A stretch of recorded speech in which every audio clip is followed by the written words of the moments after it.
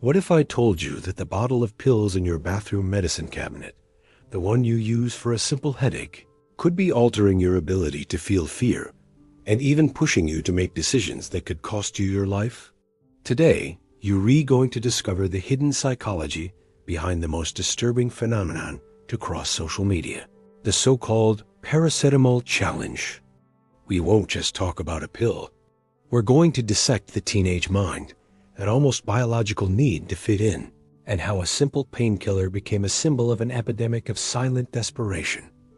Imagine being a teenager for a moment. Your world is a constant showcase. Every photo, every story, every like is a verdict on your worth. At that stage, the brain is like a live wire.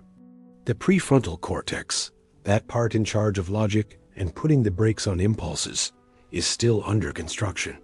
However, the reward system, the one that seeks approval and the dopamine hit of a like, is working at full throttle. In this context of extreme vulnerability, a rumor appears. A challenge. The premise is as simple as it is terrifying. Swallow a certain number of pills and wait. Whoever endures wins. Whoever loses, well, they cease to exist. But how does a human being come to see their own body as a stage for a game? The answer lies not in evil, but in a perverse formula that combines chemistry, psychology, and social contagion. First, let's talk about the chemistry of the main character, paracetamol. A study from Ohio State University, led by Dr. Baldwin Way, revealed something fascinating and terrifying.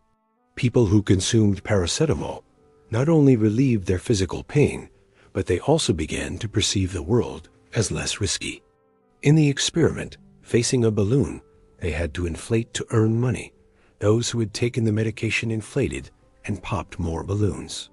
They didn't feel the same anxiety in the face of imminent danger. Paracetamol didn't just turn off the pain.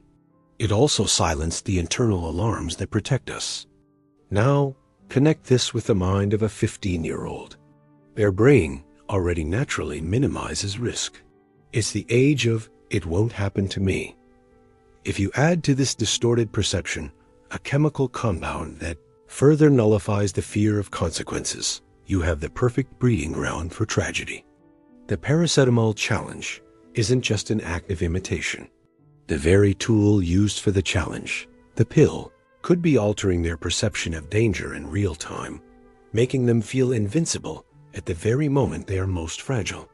But this doesn't happen in a vacuum. Here comes the second ingredient, social validation. Social media has hijacked a basic human need. As research on social contagion explains, adolescents are hypersensitive to peer influence. They aren't seeking death. They are seeking acceptance. They are seeking to be seen. In a hyper-connected world, the worst punishment isn't physical punishment. It's invisibility. The challenge becomes a ticket into a club, as macabre as it may be. The like becomes a certificate of existence. And then there's the contagion effect. Sensationalism sells. When a news outlet, a YouTuber, or a content creator, with the best intention of raising awareness, shows the details of the challenge, they are inadvertently watering the seed. They are providing the instruction manual. Studies on the Werther Effect are clear. Sensationalist dissemination of suicidal behaviors generates a subsequent increase in them through imitation. A loop is created. Someone does it for attention. It goes viral. Others imitate it seeking that same attention. And the algorithm, that cold monster that only seeks engagement, perpetuates it. But here comes the most controversial and chilling element of all. What if the challenge, as such, never really existed?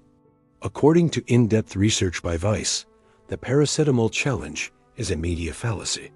A rumor that started on forums and in tabloids, fed by moral panic, and by being spread without verification. It ended up materializing. It's the self-fulfilling prophecy. Adults, frightened, created the monster they claimed to be fighting. By talking about it, they gave it shape, name, and procedure. They put it on the menu, and that's where the reflection hurts. We aren't just dealing with teenagers seeking risks. We are facing a society that, in its eagerness to control, ends up pushing them toward the abyss. The real danger wasn't the viral challenge.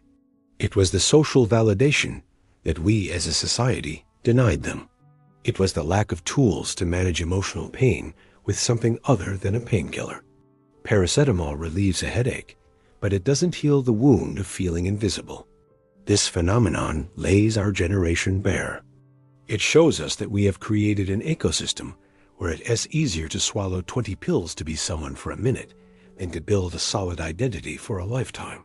The paracetamol challenge, real or fictional, is a symptom of a silent pandemic, mass loneliness. And the antidote isn't found in a medicine cabinet. It's found in a real conversation, in an honest look, and in a community that rewards not danger, but authenticity. And you, what do you think? Do you believe the media and social networks are to blame for amplifying these dangers? Or is the responsibility completely individual on the part of those who choose to participate? It's an uncomfortable debate, but a necessary one. I'll read you in the comments. If this video has made you think, help me reach more people. Like and share it. Don't forget to subscribe to the channel to keep exploring together the most fascinating and dark corners of the human mind. Because understanding the danger is the first step to avoiding it. I'll see you in the next video.